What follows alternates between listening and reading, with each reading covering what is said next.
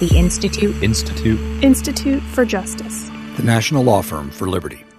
Hello, and welcome to Short Circuit, your podcast on the Federal Courts of Appeals. I'm your host, Anthony Sanders, Director of the Center for Judicial Engagement at the Institute for Justice. We're recording this on Thursday, April 28th, 2022. And that means we're just 3 weeks away from our forum on judicial engagement and the Michigan Constitution. If you live in the state of Michigan and would like to learn more about your state's constitution and also about judicial engagement and what we do at IJ, then please come join us. It's Friday, May 20th, 2022 at noon at the Inn at St. John's in Plymouth, Michigan, which is basically near Detroit and Ann Arbor. We have a bunch of speakers discussing the Michigan Constitution, including retired Justice Stephen Markman. It's free, and there's even a free lunch. It's the latest in our series of forums on judicial engagement and specific state constitutions. You may remember we had one in Georgia a couple months ago. Earlier than that, we had one for Pennsylvania, and we started things off a couple years ago in Minnesota. If you want to come, please RSVP, and you can find a link to do that in our show notes or at our webpage at ij.org. Today, though, it's all First Amendment, all the time. First, we're going to look at why it might be that if you're sued to prevent you from speaking, so someone sues you to stop you from speaking, you might nevertheless not have any reason to fear the law you were sued under. It sounds strange, but that's what the Eighth Circuit said last week. Also, we get into some speech drama in the Oregon legislature. Oregon might not always represent the chill left coast haven that it's made out to be, as the Ninth Circuit recently detailed. Joining us to exercise their First Amendment rights are, first, IJ Law and Liberty Fellow Tori Clark. Welcome back, Tori. Thanks for having me. And IJ's greatest beard grower, attorney Sam Gedge. Sam, welcome back. Thank you, Anthony. Well, Tori, this is a case kind of near and dear to my heart because it talks about a newspaper, the City Pages, that in college I would sit in coffee shops and flip through it and look at all the shows and theater openings that I could go to. And now it doesn't exist anymore. But this case has nothing to do with my theater habits, but everything to do about what you might read in other parts of the City Pages that I never took any notice of. So, Tori, tell us the story. Yeah, absolutely. So this case is called Christian Action League of Minnesota versus Freeman out of the Eighth Circuit Court of Appeals. And this case is super interesting for several reasons, but sort of standing on its own, it illustrates the lengths to which courts will sometimes go to get rid of a case on procedural grounds and avoid answering, important constitutional questions. So this case, as you mentioned, kind of arises out of a dispute about advertisements in a newspaper. So the parties here, the original parties, were a private individual and an advocacy group called the Christian Action League, or CAL. And CAL specifically targeted sexually oriented businesses and publications. And one of those publications that CAL targeted, as you mentioned, was a Minneapolis newspaper publication called City Pages. And City Pages, like you said, ran advertisements for lots of different companies, but some of those companies were sexually oriented businesses.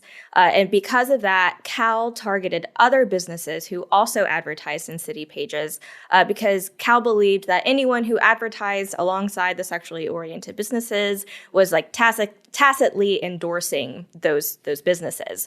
So out of City Pages, one of CAL's targets was a lawyer named R. Lee Frost. And Frost ran an advertisement for her firm in City Pages. And after that, Cal sent her a charming postcard that basically said, how can you sleep at night because City Pages promotes porn and you advertise in City Pages. So basically, you're promoting porn, and how can you live with yourself as a woman? Cal then followed up with another postcard and an email expressing similar sentiments.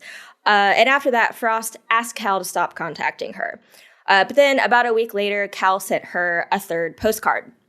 So that third postcard was the straw that broke the camel's back, apparently, and Frost sought a restraining order against Cal under a Minnesota state statute that allows victims of harassment to obtain a restraining order against their harasser. So an astute observer might wonder, are 3 non-threatening postcards and an email really harassment? Which is a good question, and we'll come back to it. But the state court evidently agreed with Frost at that point that Cal's behavior was harassment under the statute. It entered a restraining order against Cal that, if Cal had violated it, would have carried criminal penalties. And then after a few months, Frost and Cal came to a settlement agreement, and the restraining order was dissolved.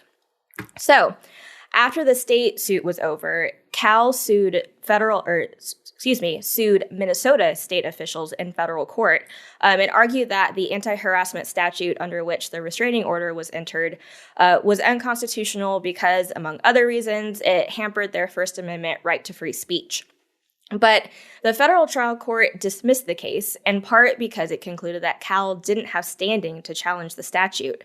And just as a quick refresher, the idea of standing basically requires a claimant in a case to be actually injured or very likely to be injured by something before they can sue about that thing.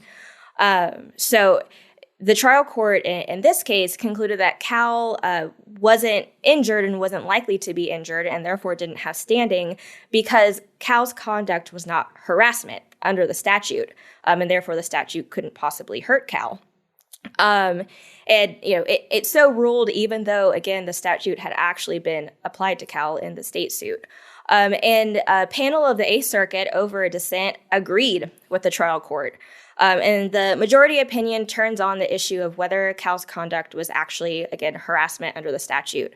And the court acknowledged at the outset that the text of the statute was ambiguous, that they couldn't tell from the face of the statute whether it actually applied to Cal's conduct.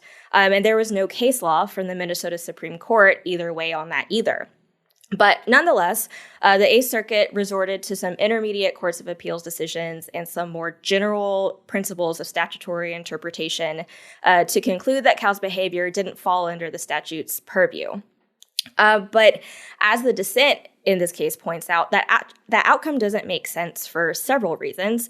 First and foremost, again, the statute had already been applied to Cal's behavior, so we don't have to guess about whether the statute would ever apply to that behavior or whether Cal would ever be injured by the statute, because Cal was actually injured by the statute in the exact circumstance based on the exact same facts that Cal was suing about.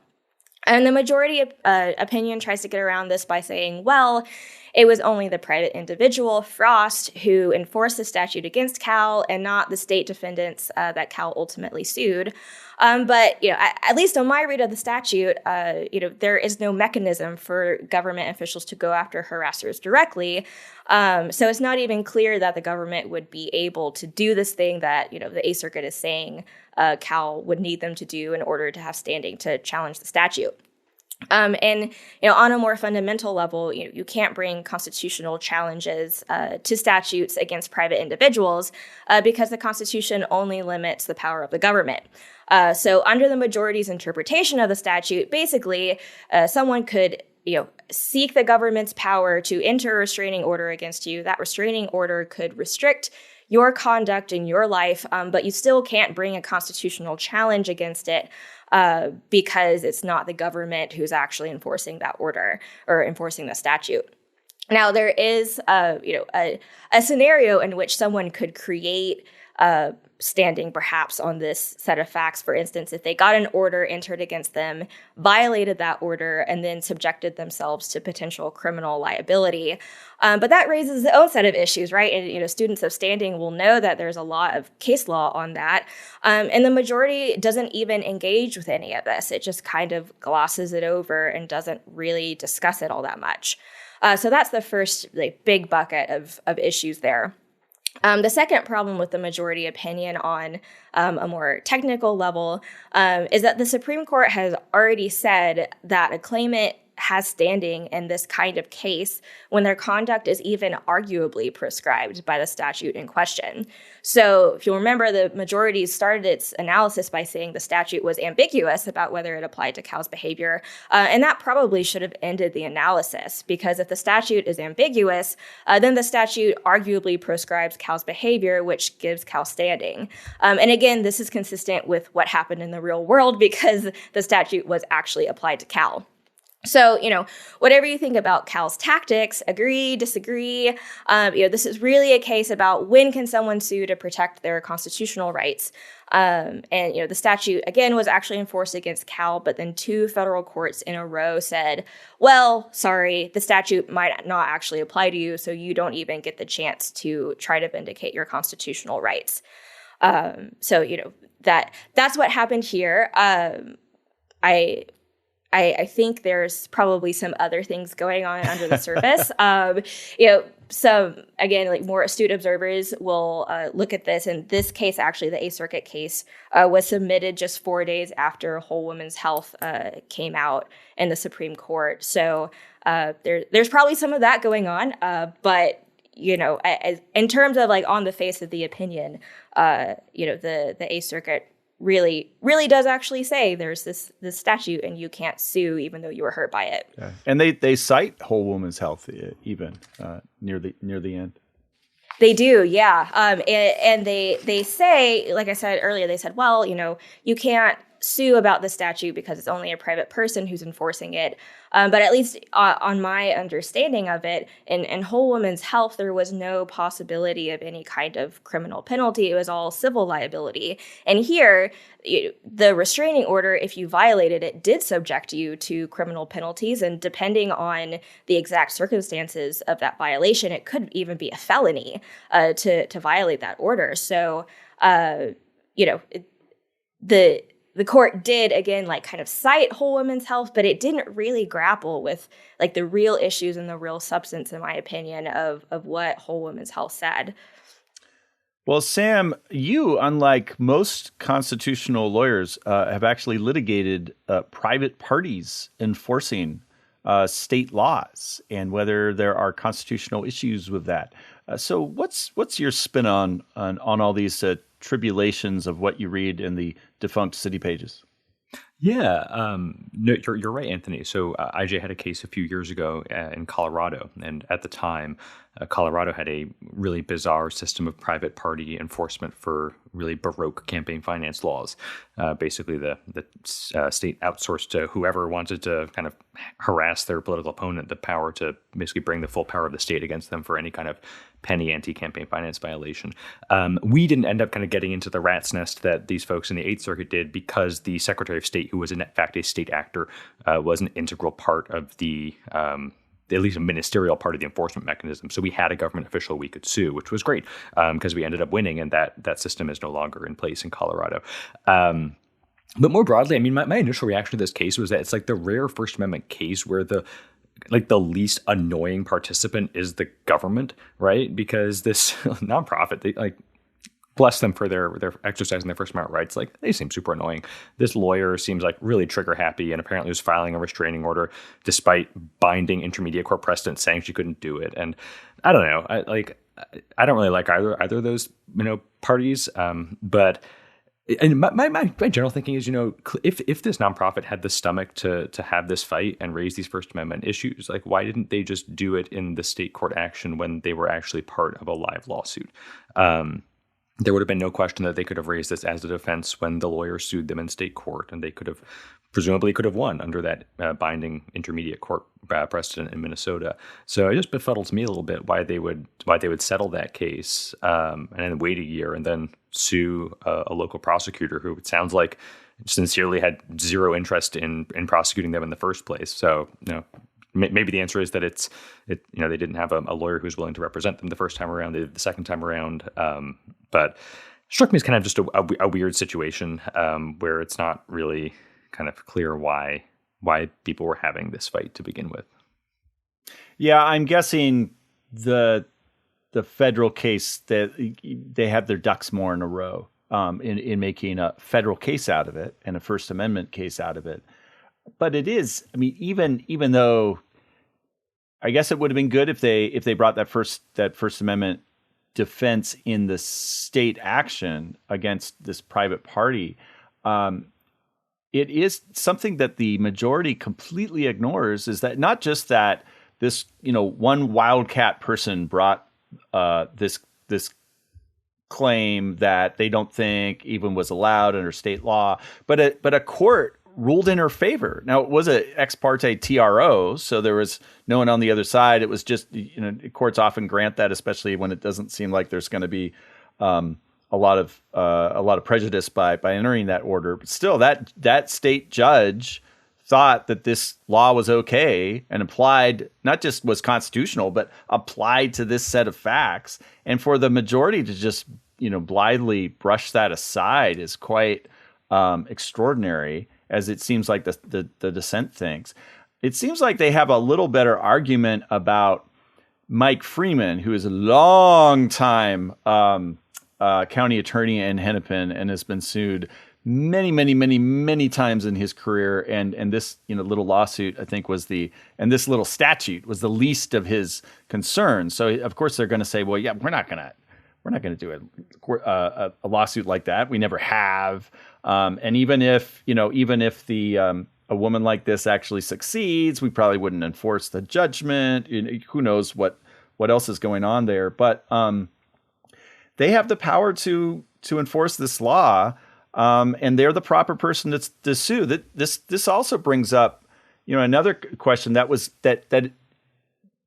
swirling around right in home women's health and the SB 8 litigation. For those of listeners who followed all of that the last few months about the abortion law in Texas, it was swirling around there, but because they're literally, the Supreme Court found a couple folks, but then later the Supreme Court of Texas said those folks actually you can't sue, who enforced that law, that abortion law. Here, county attorneys can enforce this law. They usually don't, but they, just like anyone else, because the statute's pretty open-ended, can enforce this law.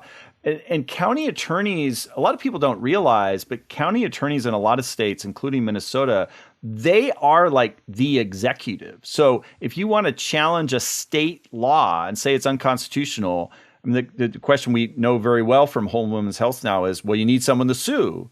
Well, the county attorney is usually the person you sue. It's campaign finance laws, when they're often challenged in Minnesota, you don't sue the state attorney general, you don't sue the governor, you sue the county attorney, even if it's maybe a county where, the political persuasion of that person is completely different than the statewide officers who enforce the law. You sue the county attorney. We have a kind of a multifaceted splitting of the executive, unlike the theoretical unitary executive in the United States level.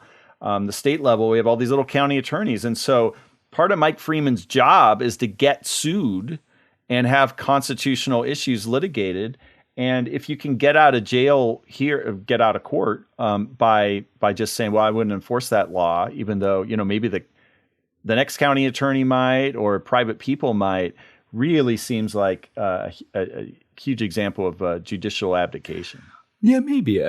It seems to me that this is almost like as big a win as they were ever going to get, right? Because if you look at the opinion, right, what the majority is saying is they don't have standing because we don't think this law covers what they want to do. And so they say that the majority says nothing this organization wants to do is criminalized by the statute. It is free to encourage advertisers to oppose sexually oriented businesses, which is great. Like, that seems like a pretty clear blessing for this nonprofit to go on sending their postcards, which is what they would get to do even if they'd won on the merits. And I think kind of either way, the problem for them isn't that this county attorney is like a realistic threat to their free speech rights. It's that anybody on earth who they annoy can file one of these harassment orders against them. And even if they'd won this case against the county attorney, that wouldn't have bound, some rogue lawyer who they send a postcard to down the road. So, well, that's a good point. In that it wouldn't bind state courts, because state courts are only bound by the U.S. Supreme Court, other than, if they're enjoined, and because they're all private people, they wouldn't be enjoined. Exactly. It just kind of goes to show how private enforcement can be really messed up. So another place that's messed up, apparently, is the Oregon legislature. They are not behaving well, are they, Sam? They're not. This is just another example of just really, really annoying people who, at least based on the cold record, seem like really annoying people to have to work with. So the case is called Boquist versus Courtney. It's out of the Ninth Circuit. The legal doctrines in the case honestly seem to be pretty kind of humdrum, but we can talk about them for a little bit. But the surrounding facts, as you suggested, Anthony, are kind of wild. So in 2019, a bunch of Republican state senators in Oregon marched out of the Capitol building to break a quorum. They were opposing, I think, a cap and trade piece of legislation or something like that. And the Senate majority leadership, the Democrats, called on the governor for assistance, and things kind of escalate. The governor authorizes the state police to, bring the absconding Republican senators back into the chamber. Ultimately, no one's actually arrested, but one of the absconding senators makes some pretty inflammatory comments to the media and on the Senate floor. So he says something like, he's talking to a reporter. He says, "I told the police superintendent that if the police come to get me, like, quote, send bachelors and come heavily armed." And then he's on the Senate floor and he tells the Senate president, who was like a Democrat, "Mr. President, if you send the state police to get me, hell's coming to visit you personally." So, it's pretty inflammatory stuff, all of which led the Senate leadership to hold a hearing on this gentleman's conduct. And they ended up requiring him to give 12 hours written advance notice before entering the Capitol so that they could have extra police on standby. So the senator, guy who's making the inflammatory comments, he sues his counterparts, the Senate leadership, in federal court. He sues a few other people too. He's floating a bunch of different theories, all of which the district court dismisses, and it goes up on appeal.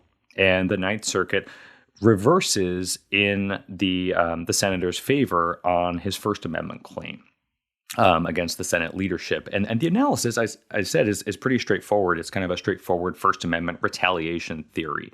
And the gist of this doctrine is that the government can't punish you because they don't like what you're saying. And, the doctrine can get a little bit complicated, but the idea is that to at least get in the door on one of these First Amendment retaliation theories, a plaintiff needs to be able to plead, to show three different things. First, that they're engaging in constitutionally protected conduct, or that they're engaging in speech in this circumstance. Two, that the folks they're suing, the folks they're saying punish them because of their speech, in fact took some kind of adverse action against them, like punished them, did something that you don't want someone to do to you. And three, that there's a link between these folks, harming you and the speech that you're saying is being retaliated against. And it's a lot of jargon. But it's basically trying to identify situations where government officials are just punishing people because they don't like what they're saying. And what the Ninth Circuit said here is that, well, at least taking this senator's complaints, allegations as true, he at least gets in the door of making out this kind of First Amendment retaliation claim, because he says that he was engaged in protected speech. He's making these comments to the media and on the Senate floor. The defendants, the other senators, tried to say that the speech wasn't actually protected. They tried to say it was like fighting words or true threats, which are some narrow exceptions to the First Amendment. Ninth Circuit said no. Like this is speech, is protected by the First Amendment. And then they said, yeah, and being subject to a requirement that you give 12 hours notice before you can basically enter your place of employment, that's the kind of material adverse action that we can couch as being punishment. It's something that, makes your life more difficult and makes it harder for you to do your job. And at least accepting what this guy's saying is true, the reason that the Senate leadership instituted this 12-hour rule against him was because of the stuff that he was saying. So Ninth Circuit says, okay, he's at least got himself in the door here on this First Amendment claim. Case is going to go back to the district court where, frankly, the folks being sued will probably be able to make a record that the whole reason they established this 12-hour rule is because they thought this guy was a security threat because he was talking about killing police officers. But that is more of a fact question that can be fleshed out on remand. And, that's kind of what happened. As I said, the application of this retaliation standard seemed pretty run of the mill. a couple of things that jumped out at me, and maybe you guys too, was that Senator Boquist, the guy who filed this lawsuit, has been pro se the whole time. He's in fact not a lawyer.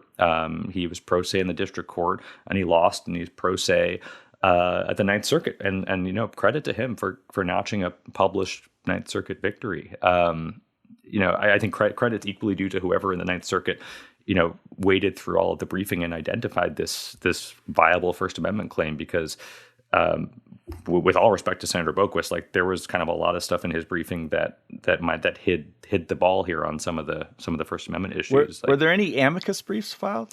No, there were not. And there wasn't even oral argument. The Ninth Circuit I looked at the docket because I was very curious about all this. The Ninth Circuit said it tentatively for oral argument, and Senator Boquist wrote, a motion basically saying, I don't have a lawyer and I have bad internet connection out here in whatever part of Oregon he was in. So he waived oral argument, and he still won, at least on this claim, because there were a bunch of other claims that he lost on.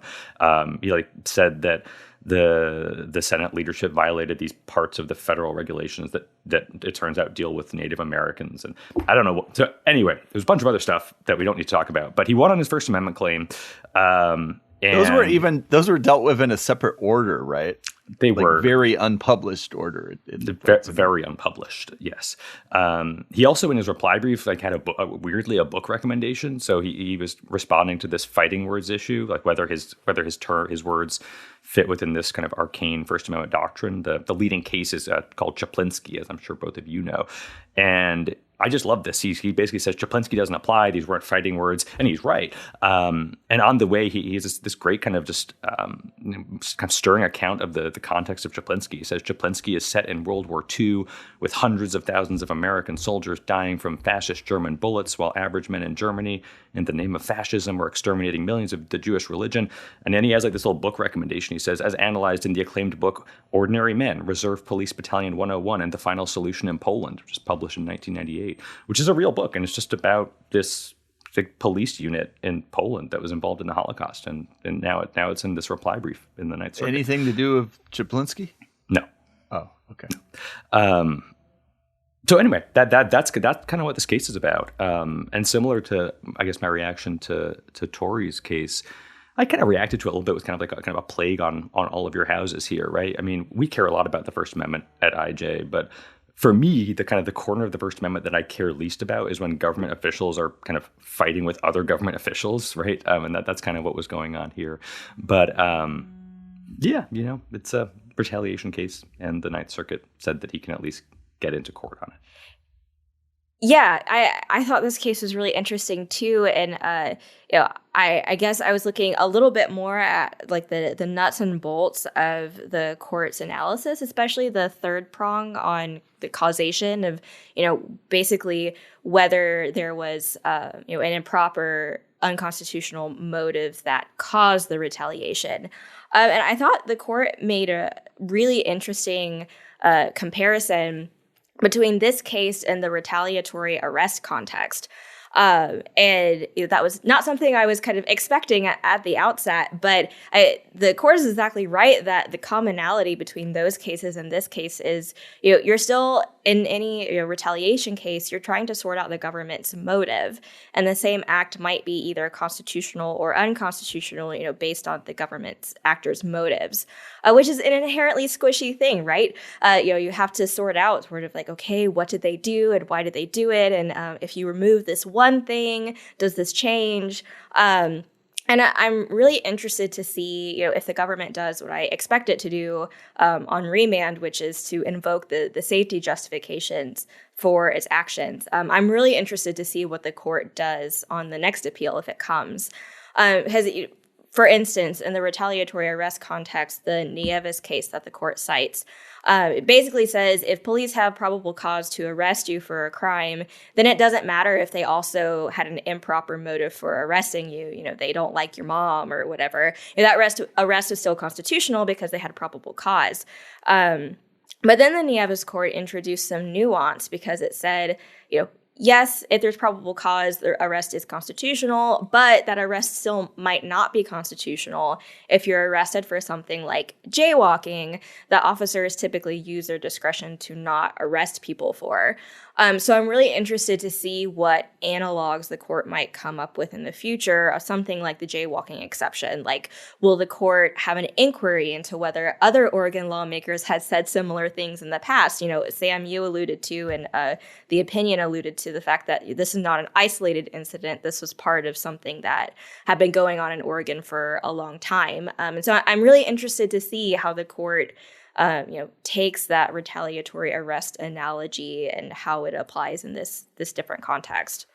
I was interested in this case first because it's a follow-up to a case the Supreme Court ruled just a month ago on this the Houston Community College System versus Wilson case that some of our listeners might have heard about, where there was this board of a community college that censured one of its members because they didn't like what he was up to.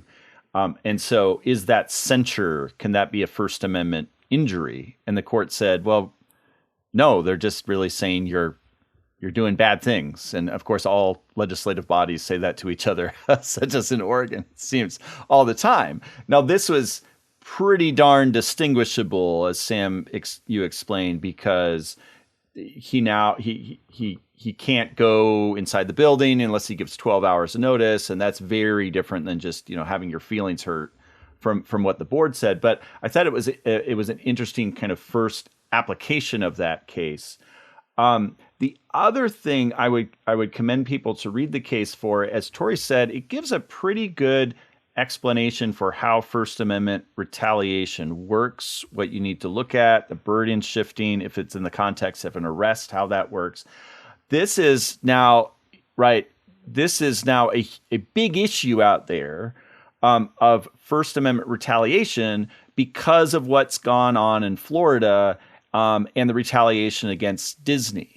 Now, the weird thing about that whole dispute that I'm sure most of the listeners know all the details of, so I won't go all the blow by blow on what's happened there, but that is different because it's a legislative body retaliating against an actor who has, said something that they didn't like. And so it seems like it's retaliation, but the retaliation itself isn't squelching speech. It's just doing things against them in retaliation for their speech. And similarly here, it wasn't really regulating this fellow's speech. It's just saying you can't come into our building unless you give 12 hours notice. That's it's not content based or anything like that. Right. To it's do just with like speech. I was just saying it's just like punishing him for speech that he already did rather than stopping him going forward. I think that's right. And so this is usually how it comes up, where it's like an a cop or a sheriff or something punishing or a public employee's employer punishing them for speech that they've taken. But it's a little bit closer to the Florida example because it is actually the legislature. Now, it's the majority party in the legislature kind of acting as, I guess, a landlord might.